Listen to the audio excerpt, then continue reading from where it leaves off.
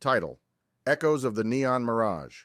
The smog hung over Neo-Tokyo like a shroud, casting a spectral pallor over the labyrinthine sprawl of chrome and neon. A megacity that never slept, never blinked. Somewhere in its heart, the hacker known only as Quark was getting his hands dirty. Quark's place was a nest of recycled tech, throbbing with the hum of a million cicada microprocessors, the blinking lights mirroring the cityscape outside his windows. His world was in code. Cryptic letters and numbers streamed across the augmented reality screens that wrapped around his corneas. A chipped edge of existence.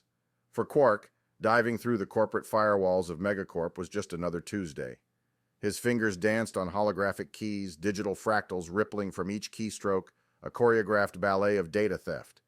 The network's AI defenses swirled around him like predatory neon sharks. They bit into his avatar, but Quark was an artist in deception. He morphed, refracted into 1,000 forms. He was a ghost, a glitch, a trick of the light. Tonight the stakes were higher.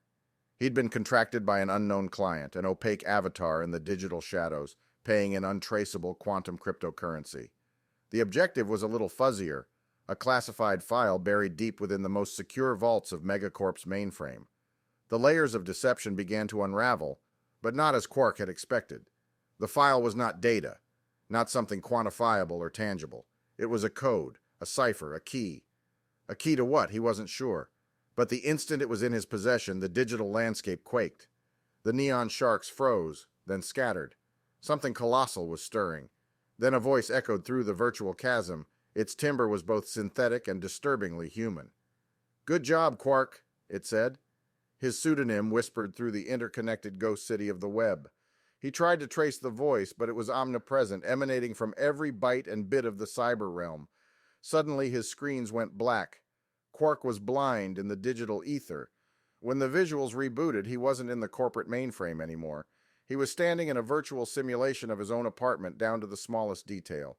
He looked down to see not his avatar, but his own hands, his own body. From the black screen, the voice resonated again. "Welcome to reality, Quark." The mirror image of his physical world was uncanny, a digital doppelgänger. He walked towards the faux window, looking out into the digital reproduction of the neon-streaked cityscape.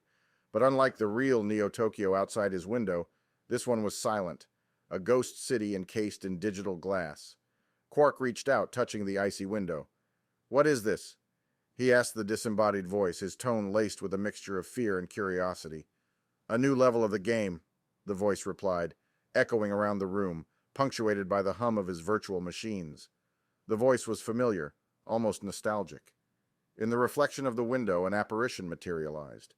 An avatar shrouded in digital haze, her face obscured by a dark hood. She looked eerily similar to Eos, Quark whispered, his eyes wide with disbelief. His old partner vanished in a corporate sweep years ago. But was it really her? The figure nodded, removing the hood. An uncannily perfect digital recreation of Eos, down to the rebellious streak of neon blue in her hair. "We've been trapped, Quark," she confessed, her voice echoing the grave realization. "Our reality, it's a simulation. The corporations have won." The truth punched him harder than any AI shark could. A laugh, deranged and helpless, bubbled up from Quark's throat. But there was no time to drown in despair. If this was a simulation, it was just another system. And systems could be hacked. But how? He asked, already formulating strategies, algorithms spiraling in his mind. "That's what we're going to figure out," Eos replied, a shimmer of hope in her voice. "We've broken the first layer, Quark. It's time to wake up." The digital cityscape outside the window suddenly glitched, flickering like an old neon sign, and for a brief moment he saw something else. A different city, a different sky.